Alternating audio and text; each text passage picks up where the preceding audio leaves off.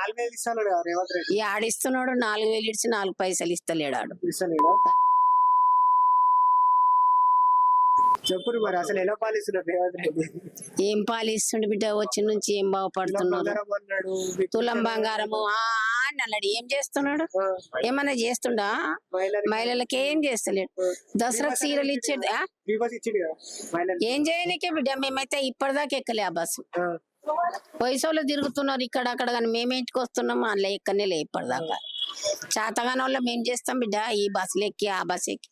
వయసులో తిరుగుతున్నారు, మేమేం చెయ్యాలి? వయసు వాళ్ళు ఇక్కడ అంటే అక్కడ, అక్కడ అంటే ఇక్కడ పోతున్నారు, మేమేడికి పోతలేం. అయినా ఏం లాభం? సౌదల మీద దించాలి కానీ ఫ్రీ బస్ పెట్టి ఆడవాళ్ళని బయట దింపుతున్నాడు. మొగోళ్ళని ఇంట్లో పెడుతుండ్రు, బయట తిరిగి వస్తుండ్రు ఆడవాళ్ళు. మొగోళ్ళకేమో డబల్ చార్జ్ తీసుకుంటుండ్రు.